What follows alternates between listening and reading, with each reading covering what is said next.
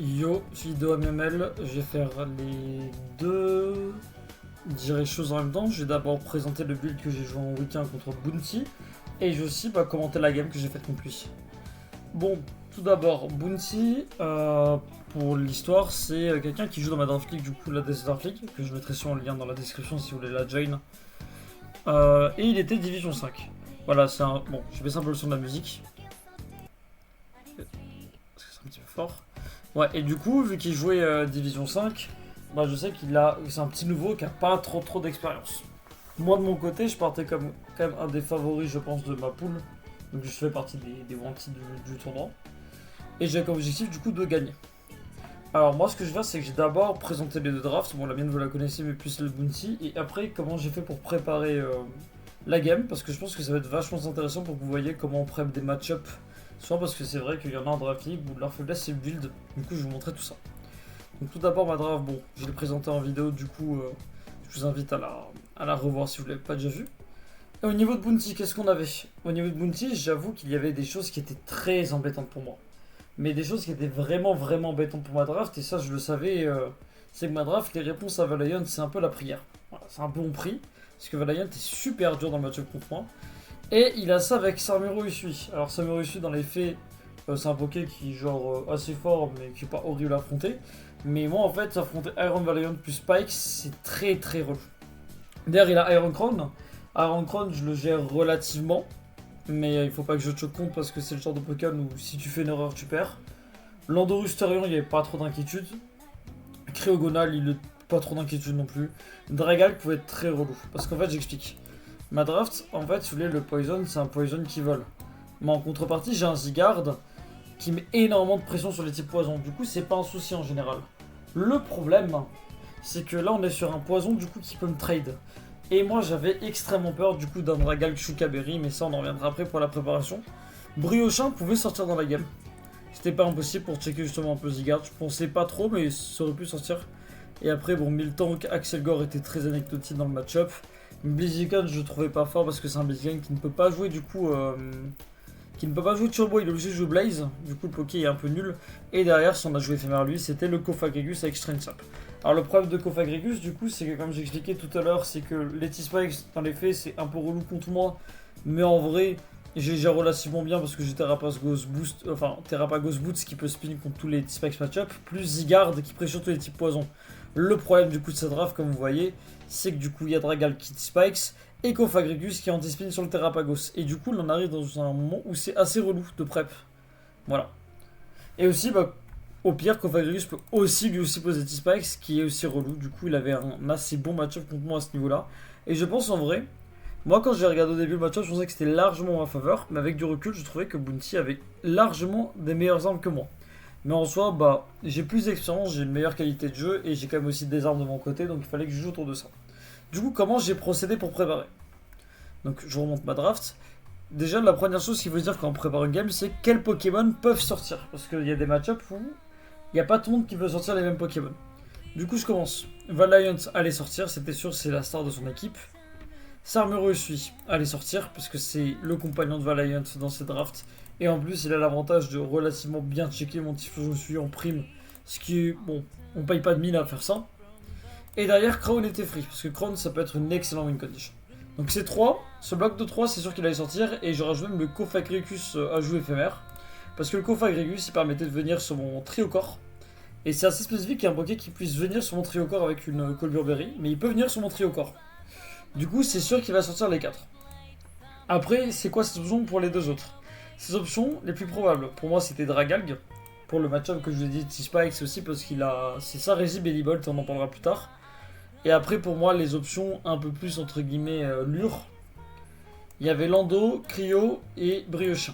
Voilà. Moi, j'ai exclu totalement Miltank, Blaziken et Axel Gore du build. Ce qui fait que, par exemple, quand vous analysez vos Pokémon comme ça pour pouvoir faire vos teams, en fait, c'est important de voir quel Pokémon peut sortir, quel Pokémon ne peut pas sortir et de prendre beaucoup de temps pour analyser ça. Parce que du coup, moi, Miltank, Axel Gore et Blaziken, je les ai totalement ignorés au build. C'est-à-dire que je savais qu'ils allaient pas sortir, du coup, j'ai pris aucune précaution contre eux. Après, globalement, ma team les gérait, de toute façon, si ça arrivait. Et ce que je veux dire, c'est que là où par exemple les autres j'ai quand même bien pris en compte, eux, je les ai carrément oubliés.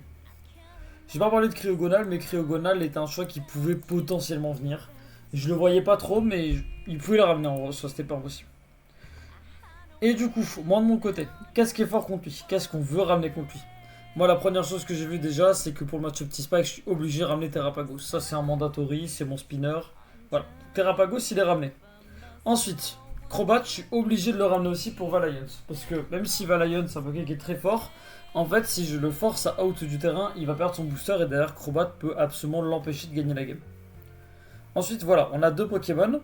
Ensuite, je ramène Galamega. Globalement, c'est mon Pokémon Star. Il y a de très grandes chances que je le ramène tout le temps. Même si j'ai beaucoup hésité à un moment à le sortir de mon build. Mais en vrai, bonne speed, bonne attaque. Voilà. Donc ça, c'était trois Poké que je ramène. Ensuite, qu'est-ce que je ramène pour compléter cette équipe? J'ai ramené Takaton, Regidem, Soft Resi Valiant et Poposer les Rocs, voilà. Tout simple. Et après, pour mes deux derniers, j'ai ramené du coup Zygarde et Bellibolt. Donc, pourquoi j'ai pas pris Muscaradra et que j'ai pris Zygarde ou Bellibolt à la place?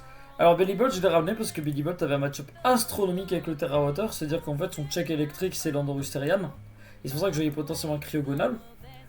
Et en fait Bellibolt a la faculté de défoncer tous les grands du jeu, voilà. Et du coup si t'as pas un type dragon solide, bah c'est compliqué de tenir Bellibolt. Le truc c'est qu'il avait Dragalg, mais du coup l'avantage de ma draft comme j'avais dit avant c'est que j'ai un Zygarde. Et Zygarde ça pressure énormément les types poison, et du coup ça pressure énormément Dragalg. Et du coup, Bellibolt se retrouve dans un match-up où il tient globalement bien Valiant et peut le trade. Il tient Sarmuro Usui et peut le trade. Bon, Ironcron, c'est pas lui qui va le checker, c'est pas son boulot. Il empêche Landorus de faire ses trucs de Landorus. Cryogonal, il peut le toxique. Dragal qui peut Volt Switch dessus et mettre un breaker. Lui, il peut toxique et Volt Switch dessus pour mettre un breaker. Lui, il peut toxique et mettre un breaker. Lui, il n'existe pas, c'est pas un Pokémon. Blaziken, il peut globalement assez bien le tenir. En plus, avec le Terra Water, il est très relou. Parce qu'il peut pas taper de Move Fire. Il est obligé de taper Close Combat qui va lui faire perdre de la speed F. Et Kofag, il peut le toxique. Donc, Bellibolt avait un match-up vraiment bon. Et du coup, j'avais hésité entre Zygarde et Muscaradra. Mais je me suis dit que j'ai préféré Zygarde parce que j'ai basé mon plan de jeu autour de Bellibolt. Voilà. Donc, en fait, quand vous buildez une game en graphique, il faut réfléchir au plan de jeu. Et ça, c'est quelque chose que je vais aborder plus tard. Donc, mon plan de jeu, concrètement, c'est quoi? Maintenant, je vais vous présenter mon build. Voilà, mon build, c'est tout simplement ça. Vous allez comprendre pourquoi. Donc, le plan de jeu, c'est simple. C'est que là, dans le match-up, Bellibolt, il ne veut absolument pas rester type électrique. Du coup, je vais devoir le lead. Le lead, ça permet plusieurs choses. Si mes Sarmuro Usui, j'ai Free Volt Switch sur Dragalg. Si mes Landorusterian, j'ai Free Volt Switch sur Dragalg. Et si les autres Poké, globalement, perdent contre lui, et Kofagrigu, je le speed. Du coup, en fait, Bellibolt est un lead inside et je peux le Terra Water très facilement dans le match. L'avantage du coup de Volt Switch sur le Dragalg, c'est que je peux mettre le Zygarde. Le Zygarde que je vais jouer du coup bande pour vraiment abuser de ce combo. Et je Volt Switch sur un Pokémon qui est weak à mon Zygarde. Je mets un breaker qui est super compliqué à check pour mon oppo. Et du coup qui va taper des gros Thousand Arrows sans trop de switcher. Et ça, bah Bounty avait... C'est vrai qu'il avait peu de réponses, c'est qu'il fallait bien gérer ça. Et moi du coup je faisais mon plan de jeu là-dessus. Pour accompagner ça, du coup j'ai joué un Galade plutôt classique sur Dance Close Combat, Knock Off Ice Punch, et globalement pour tout toucher. Close Combat c'est le stab qui va faire le plus mal, Koff ça va être pour toucher Kofagrigus et Ironcron, et Ice Punch à la place de Triple Axel, pourquoi? Alors bon, en dehors du fait que je peux miss, c'est surtout qu'en fait j'ai un Muscaradra dans ma draft. Et Muscaradra c'est un Pokémon qui fait beaucoup de contacts, et du coup bah s'il prep entre guillemets Triple Axel Muscaradra, il peut prep aussi Triple Axel de Valiant, enfin de Galamega Galade. Et je voulais éviter ça, et pour éviter de me faire weekend et placer des free setup à des moments, surtout contre Dragalg, je me suis dit qu'Ice Punch était mieux. Et ça chopait les mêmes KO de toute façon. Au niveau des spreads, c'est vrai que j'en ai pas parlé. Alors, le Galide Mega, je vais revenir rapidement ici, parce que je prépare un visuel pour vous expliquer. Galamega, du coup, il va juste au speed Ironcron. Voilà, quand je vous dis, j'ai vraiment slashé en 1000 tanks. Et en plus, je me suis dit, s'il y aura une 1000 tanks, il va pas ramener 1000 tanks full speed. Pareil pour Cryogonal. Donc j'ai ignoré ces deux Poké pour gagner quelques EV. La spread de mon Bellibolt c'est très simple, c'est que j'imagine un Valiant physique. Voilà, parce que j'ai un Crobat, du coup j'imagine un Valiant. Close Combat, Zenithbot, Spirit Break et SD, j'imaginais vraiment 7. En fait, pourquoi j'ai pas imaginé un Mixed, c'est tout simplement parce qu'en fait il perd des stats sur le Mixed. Et sur le full physique, globalement il est très très bien dans la game. Il a pas besoin de taper des T-Bolt forcément. D'où le fait que mon Crobat du coup a de la def aussi. Voilà, il a juste la speed pour dépasser Valiant sans le booster, parce qu'il peut pas le dépasser avec booster, avec la speed. Donc en parlant du Crobat, il est Inner Focus et pas Infiltrator. Bon après, aussi parce que le fait qu'Infiltrator sert à rien quand... Bon, ça sert pour taper les subs, mais parce qu'en fait, Inner Focus, dans cette génération, c'est fait buff. Je sais pas si vous le savez, mais on ne prend plus Intimidate. Et du coup, ça veut dire que Crobat, mine de rien, c'est quelqu'un qui tape un peu, et pas prendre les Intimidate de Lando quand t'as Rezi, Brave Birds et Iron Crown, bah c'est vraiment huge, parce que Bounty n'a pas de type électrique. Du coup, ça veut dire que les Brave Birds, ils les encaissent, et la plupart de ces Pokémon ne se soignent pas. Du coup, c'est un très très bon move. Et du coup, pour abuser de ça avec mon Crobat, j'ai décidé de le jouer Super Fang, qui va du coup abuser du switch du Crown pour le mettre midlife. Et si je mets le Crown midlife, derrière il ne fait plus rien dans la game. U-turn pour prendre le momentum normal et Rousse pour se soigner. Voilà. Au niveau de mon Terrapagos, à la base je le jouais CM, mais j'ai lâché CM pour Toxic, notamment pour Toxic Kofac, pour Toxic Briochien et pour Toxic Cryogonal. Le Toxic il servait en soi pour une bonne chose, c'est que ça servait tout simplement pour que Zygarde puisse break derrière en fait. Parce qu'avec le Toxic, si je spam les Toxin d'Arrow, il ne pourra pas checker. Voilà. Au niveau de la spread, cette cible avait beaucoup de mal à tanker le combo Terra Starstorm plus Dark Pulse, donc je suis parti sur un Terrapagos très offensif. Parce que la draft de Bounty, comme je vous ai montré, a du mal à soigner. C'est une BO, hein, donc il y a Cryogonal qui soigne, Briochien, Miltank, Axelgor, bon c'est pas vraiment un soin, et Kofag. Et dans les faits, il va sûrement pas le ramener, il va sûrement pas le ramener, il va sûrement pas le ramener. Il y a que Kofag quoi. Et Kofag il soigne avec Strength, donc à un moment où il va plus soigner. Sauf si c'est un 7 CM reste, mais bon.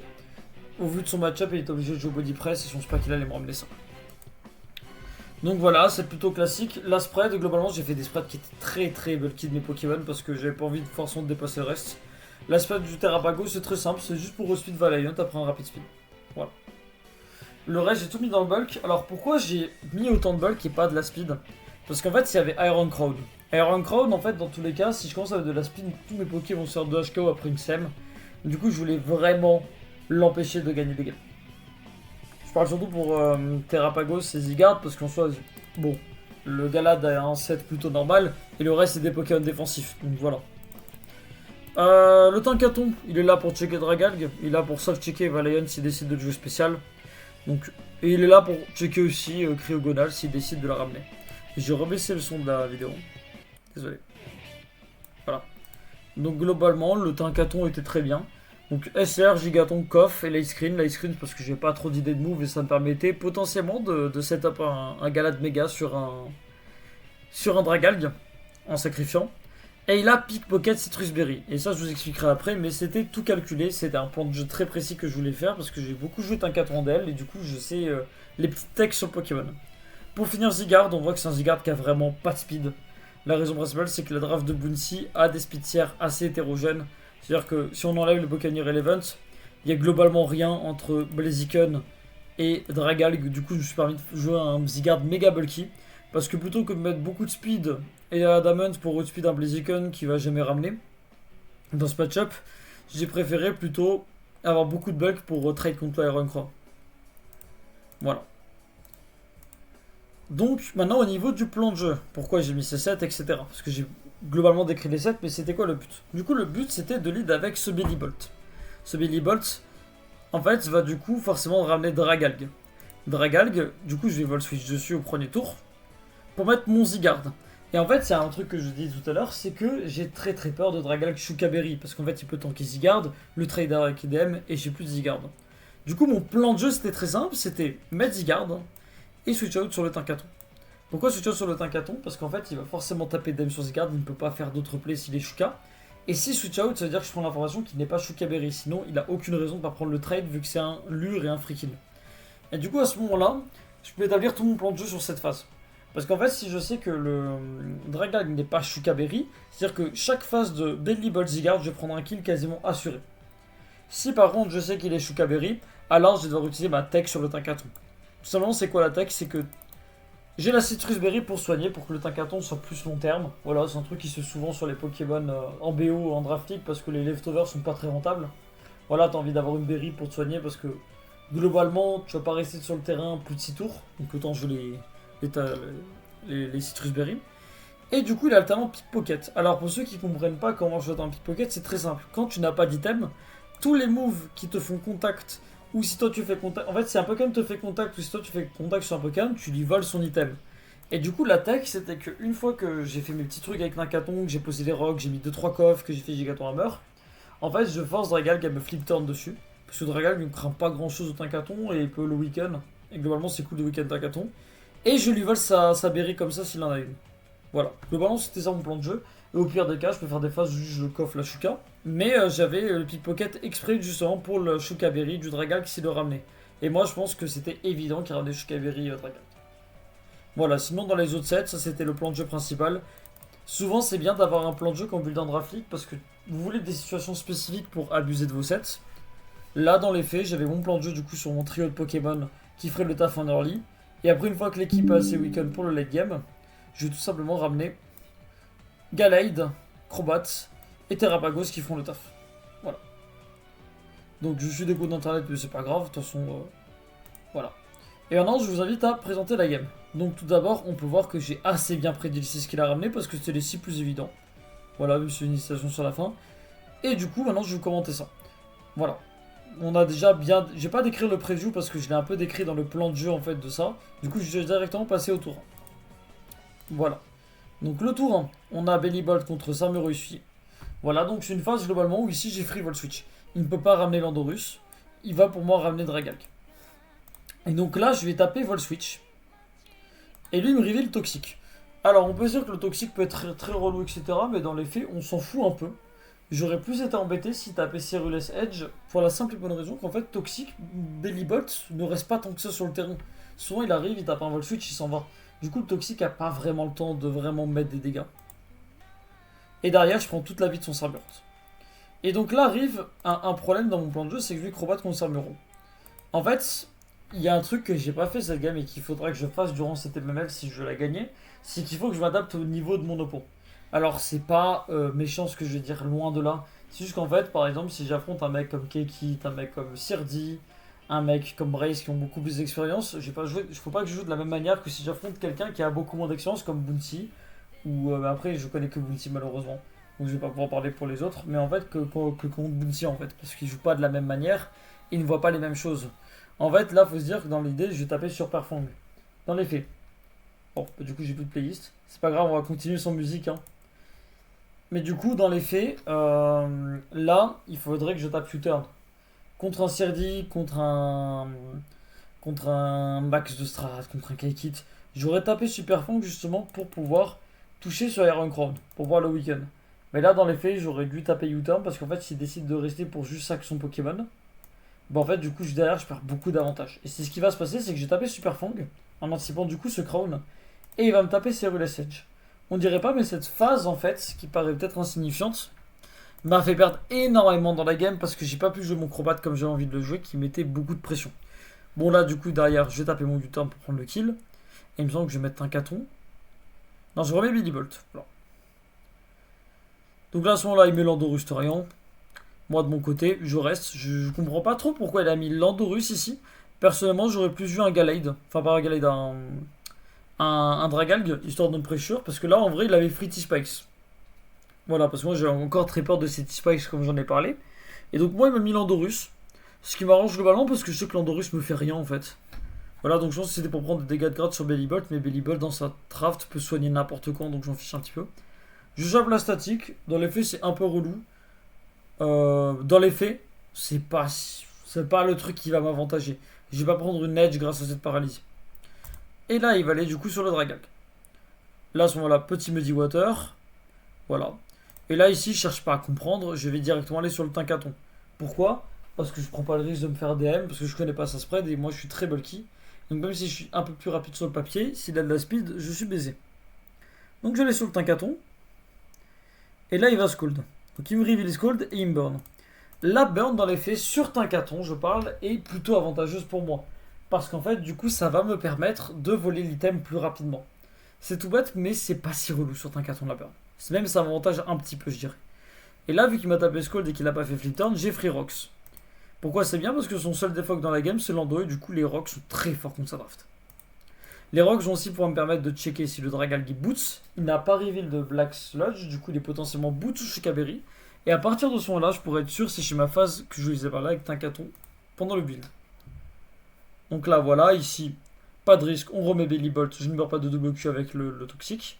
Et donc là, du coup, j'ai un free slack off parce qu'il prend la part. Hop, là, il prend les rocks, et à partir de ce moment-là, je sais que c'est Shukaberry. Voilà, j'ai calculé les dégâts, ce n'est pas Specs sur le Tinkaton, je sais que c'est Shukaberry. Du coup, là, il faut que je fasse mon plan de jeu avec le Tinkaton, et je pense que Bounty, malheureusement, j'ai abusé de mon expérience pour lui faire faire parce que, bah, il ne connaît tout simplement pas la tech. Et en fait, truc intéressant sur la Citrus Berry, j'ai oublié d'en parler, c'est que la Citrus Berry, quand elle proc avant le pickpocket. C'est-à-dire que je vais d'abord manger, puis je vais voler. Et donc là, c'est ce que je vais faire.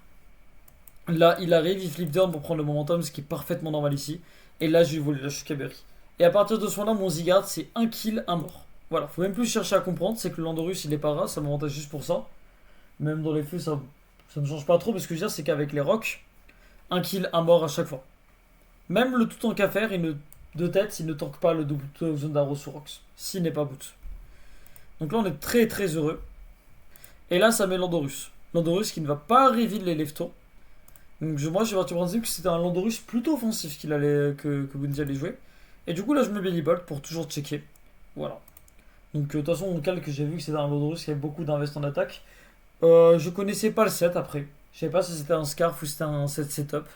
Moi, j'imaginais plus un Scarf à cause de U-Turn, mais en vrai, Landorus, un Poké qui run tap en 10 time, il peut être même offensif Yachiberry pour je sais pas, pour Galaïd, ça m'étonnerait pas, en fait. Du coup, bon, faut toujours se méfier. Et là, du coup, j'arrive dans la phase un peu maudite où Dragalg, je vais arriver à un moment trouver une séquence contre lui. Donc là, je hâte un caton. Ça fait la jombe. Et en fait, je sais à partir de ce moment-là que Dragalg, il a deux options. Soit il me T-Spikes, s'il a les T-Spikes, soit il flip turn, soit il scold. Il ne peut ni taper Dem ni taper Sludge. Donc moi dans l'idée je me suis dit j'ai pas envie de prendre les T-Spikes, ça va être trop relou pour mon Zygarde. Surtout si derrière c'est un Cofagrigus X. Du coup tout simplement ce que je vais faire c'est que je vais hard sur mon Zygarde. Moi il y a de grandes chances qu'il flip turn. S'il flip turn dans tous les cas je vais faire cramer un booster de Valiant dès maintenant. Ce qui m'arrange. Ou alors je vais faire in le Cofagrigus. Ce qui va me permettre d'aller sur mon Terrapagos et commencer à faire des bêtises à coup de Dark Pulse. Parce que là, avec la mort du Sarmero, Dark Pulse c'est globalement free. S'il fait Scold, il y a très peu de chances quand même qu'il me burn. Et s'il me burn pas, c'est un mort. Tout simplement un mort. Et s'il fait Flip Turn, bah oui, c'est ce que j'expliquais avant. Et s'il fait T-Spike, c'est un mort aussi. Voilà, je prends mon kill. Du coup, le Hard Zygarde est globalement le bon play. Le seul mauvaise phase qui peut se passer, c'est si jamais il me burn sur Scold. Et malheureusement, vous en doutez, c'est ce qui va se passer plus tard. Parce que je pensais que c'était plus tard que ça se passait. Voilà, je pose un live screen très anecdotique. J'ai tapé Koff pour lui retirer sa potentielle Yachi. Et je vois qu'il est Scarf. Bon, voilà. Et là, c'est ce qui va se passer, c'est que sous live screen, je prends vraiment 0. J'ai envie de garder mon Tinkaton. On peut dire, ouais, pourquoi t'as pas ça avec Tinkaton? Bon, en fait, j'ai envie de le garder parce qu'en fait, le problème, c'est que Valiant est relou. Et vu que Valiant est relou, pour lui faire cramer son booster, je peux tout simplement aller sur un Pokémon et le sac. Pour ensuite aller sur Belly Bolt et le forcer à partir. Voilà. Donc c'est pour ça que je voulais garder mon Tinkaton. Et donc là arrive le moment où j'ai un petit peu spoil, mais il va Skullburn. Voilà, donc Bounty va Skullburn, et à partir de ce moment-là, c'est dramatique. Pourquoi? Parce qu'en fait, Extreme Speed pressure peloton Valiant, je prends plus un kill à chaque entrée comme je vais le faire avant. Là, c'est un petit peu la merde, je vais pas vous mentir. Néanmoins, je suis bande, je sais que je tue à ce moment-là, donc je tue. Est-ce que c'est my bad de ne pas avoir peut-être sacrifié Tinkaton? Je pense qu'en vrai, pour le coup, j'ai fait le bon play.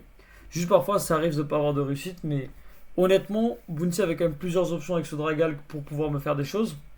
Il a pris l'option Scold et il a eu de la réussite. Voilà, dans Pokémon, ça arrive d'avoir de la réussite. J'estime avoir fait le bon play.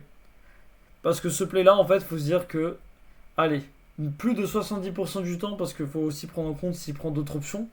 En fait, il va passer, je prends un kill, et à partir de ce moment-là, si je prends un kill maintenant et que je suis pas burn, la game elle est enterrée pour Bounty. C'est pas pour être méchant ou quoi. Non, là, c'est juste qu'en fait, je sais que je peux abuser de mon avantage avec Zygarde plus Gallade et il ne peut plus remonter. Mais là, la burn relance toute la game, et ça me met très mal parce que Zygarde est quand même ma principale wincon. Donc là, il met Lando. Moi, je décide de hit Oxon Darrow parce que je dis qu'il va falloir faire des U-turns. Voilà. Et il est para.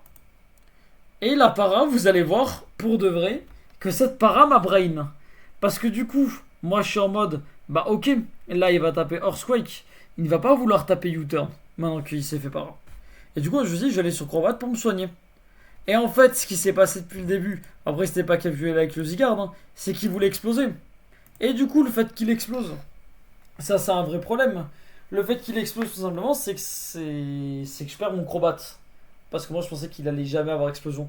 En fait, vu que c'était un set scar, je pensais que ça allait être Earthquake, Cough, U-turn et Defog. Parce que pour moi il avait pas de Defog et je pouvais potentiellement laser stack avec Meowscarada. Et du coup, le fait qu'il explose, bah je perds mon check Valiant et là c'est la sauce. Ah là c'est la vraie sauce par contre. Voilà, le crit ne joue pas, hein. Mais du coup, la para, je vais pas dire qu'elle est.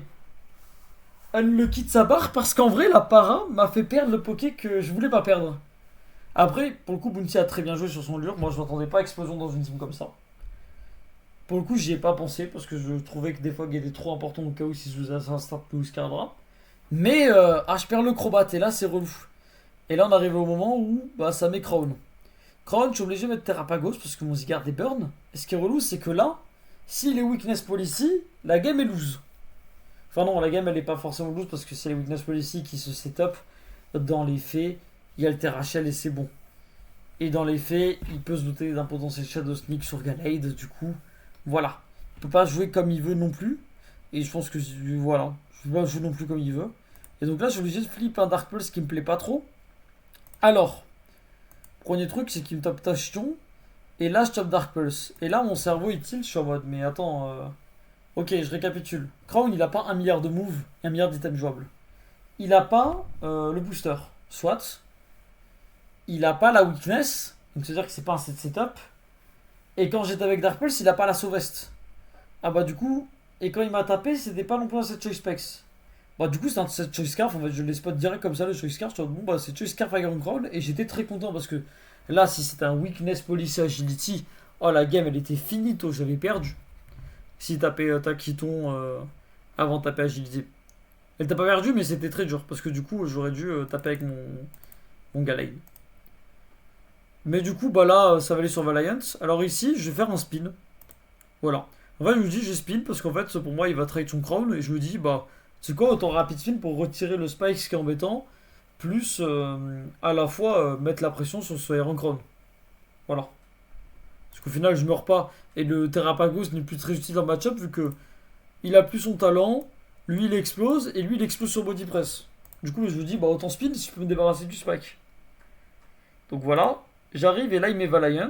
Voilà, écoute. Il met Valiant. Je spin. Et là, ce qui est bien, c'est que c'est Valiant contre Terrapagos. Et Valiant contre Terrapagos, ça veut dire quoi? Ça veut dire que j'ai mon out en fait à Valiant. En fait, il est obligé de taper close combat globalement. Parce que tous ces moves tuent pas et moi je le one shot. Là, le fait que j'ai gardé du coup ce fameux Tinkaton, c'est ce que je voulais faire en fait. C'est ça ce que je vous expliquais. Désolé, je suis fatigué, je parle pas très très bien. Mais en gros, ce que j'expliquais tout à l'heure, c'est que pourquoi j'ai gardé ce Tinkaton, c'est pour en fait forcer le Valiant à faire un move où il va drop en faire close combat globalement. Parce que c'est ce qu'il va faire. Tuer mon Tinkaton avec et derrière mettre Bellybot pour le forcer à out parce qu'il meurt. Voilà, et du coup, c'est ce que je vais faire parce que c'est tombé sur le meilleur poké possible. Il close combat, je force le out. Très bien, à partir de ce moment-là, je mets mon Bellybolt. Et là, j'ai free Volt Switch. Le Volt Switch, il est gratuit. C'est gratuit. Voilà, c'est Volt Switch gratuit. Et là, je mets Gallade parce qu'il dépasse Ron et je vais globalement aller le tuer. Voilà, juste, bon. Il était du coup Scarf. Je vous en ai fait, j'aurais peut-être pu mettre Terrapagos, mais je vais vous dire un truc. Hein. Gallade ne tank ni Cofagrigus, ni Valiant.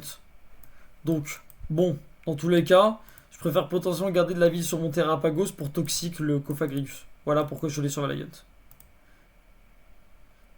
Donc là, maintenant, je vais tuer le Choice Scarf. Et là, on arrive sur Cofagrigus. Et là, Cofagrigus, il peut nous faire des bails à base de Will-O-Wisp et tout. Un peu la flemme. Et je vais plutôt aller sur Terrapagos et le toxique. Au moins, on n'en parle plus. Il Shadow Ball, très bien. Donc là, on est content. Et là, j'ai free toxique. Ah là, le miss, il est relou, je vais pas mentir. Parce que le miss, ça fait que je suis obligé de taper du coup un toxique. Je suis obligé de le taper parce que selon le set, si je tape un toxique, j'ai perdu la game. Du coup, là, je dois trade un toxique. Et là, le miss, en vrai, je vais pas vous mentir. Le miss, il me fait un peu perdre la game. Voilà, parce qu'en fait, moi, je peux pas connaître son set. Et c'est très très relou. Parce que j'ai besoin de ce toxique, en fait, selon le set qu'il a. Si c'est un set avec SEM ou quoi. Ou même juste si c'est des sets Shren Sap, il peut me faire des bails bizarres. Du coup, je suis obligé, parce qu'il est toxique, de taper ce toxique. Et c'est trop relou parce que du coup, je tape pas le Dark Pulse que je voulais taper. Et le fait que je tape pas le Dark Pulse que je voulais taper, ça fait que du coup en endgame c'est bizarre l'ambiance. Donc là je suis obligé de taper un coffre. Voilà, il virer le Rookie Helmet, de toute façon je meurs dans tous les cas. C'est pas un problème. Et là du coup derrière je mets Belly Bolt, il est en range de Belly Bolt parce que je sais que le Volt Switch va tuer. Du coup là j'ai free Volt Switch. Et je vais sur Zygarde. Et donc là arrive l'endgame où moi j'estime avoir perdu, c'est le set que j'ai prévu avec Sword Dance. Il arrive close combat, pour moi c'est Sword Dance. Du coup mon seul play c'est qu'il choke, voilà. J'ai pas grand chose à dire. Là je vais mentir, il tape Sword Dance, il a gagné. Là à ce moment là, Bounty il est SD, il tape SD, j'ai lose la game. Du coup je vais taper d'extreme speed, je mets 26. Il tape Spirit Break. Et donc le fait qu'il réalise Spirit Break, ça fait que du coup il est bel et bien pas mixé avec Moonblast, ce qui fait que Belly Bolt ne peut théoriquement pas gagner la game. Alors du coup vous allez me dire comment t'as fait pour gagner la game. Bah c'est très simple. En fait là c'est lose, c'est ta Spirit Break, mais Bounty peut faire des erreurs. Et c'est là où je vais laisser parler mon expérience. Le meilleur play c'est Slack Off pour moi, pourquoi? Spirit Break me tue techniquement pas, Close Combat me tue pas. Et si tape SD je meurs pas. Enfin c'est un rôle pour me tuer. Du coup j'ai tapé Slack Off, et derrière j'ai tapé Muddy Water. Pourquoi taper Muddy Water derrière? Parce qu'en fait s'il fait Spirit Break, en fait regardez je vous montre, j'ai tapé Slack Off, il va taper SD. Donc si vous voulez, à ce moment-là, là il a perdu. Mais si on revient avant, hop, désolé, on revient ici. Là, son là, c'est à la place de taper SD, il tape Spirit Break. En fait, c'est un moment où je vais arriver, j'ai potentiellement. Non, pas si si tape le close combat, et que j'arrive. Si tape Spirit Break, j'ai perdu. Si tape close combat, à la place de SD, en fait, il peut prendre le statique. Et s'il prend le statique, il prend la para, et je peux potentiellement win. Voilà. Du coup, il a tapé SD, et là, c'est loose, il tape Spirit Break. Et il va taper close combat. J'ai de la chance parce que son Valiant, du coup, il me tue pas. Et là, juste à taper Muddy Water, c'est gagné. Voilà. Mais globalement, il tapait Spirit Break sur le late game, j'avais perdu. Et c'est ça qui conclut ma game contre Bounty. Alors, dans les faits, Bounty n'est pas à blâmer parce que Bounty débute encore pas mal en Draft League. Et pour le coup, il a sorti une game très très ok. Pour le coup, il avait un match-up qui était plutôt bon. Il a joué comme il fallait. Il a explosé comme il fallait sur Landorus. Mais j'ai eu un concours de circonstances qui fait que j'ai joué très différemment mon plan de base. Et je pense que si mon plan de base faisait. Enfin, si j'avais pas l'handicap de je me fais burn, bah mon plan de base il était respecté et je pense que je déroulais. Mais bon, j'ai dû m'adapter et j'ai gagné grâce à un choke. Bon, je suis quand même pas satisfait de ma victoire. J'estime que. Pas je dois monter le niveau de jeu parce que j'estime avoir quand même bien joué globalement, mais plus m'adapter par rapport à mon oppo. Voilà. C'est un truc que je vais travailler pour les prochaines semaines pour être calé sur les MML. C'est qu'en fait. Les plays que je fais contre les bons joueurs, je vais les garder contre les bons joueurs et contre les moins bons joueurs, entre guillemets, je vais devoir jouer plus classique, plus normalement et moins me prendre la tête. Voilà, voilà. Bah, du coup, gros GG à Bounty, c'est la fin de la review. Désolé, hein, je suis assez fatigué du taf et j'ai besoin de sortir la vidéo assez tôt parce que je pourrais pas le faire sinon. Mais voilà, en espérant que vous allez aimer le parcours. Dans tous les cas, le lien du Discord HGL sera dans la description. Si vous jamais voulez rejoindre la compétition, le tournoi par équipe arrivera mi-septembre. Donc restez connectés parce qu'on vous a préparé un gros truc. Et pour ce qui concerne la MML, on va pas se retrouver avant très longtemps parce qu'on a encore une semaine pour jouer et moi j'ai joué très très en avance. Du coup je vous laisse, à bientôt. Au revoir.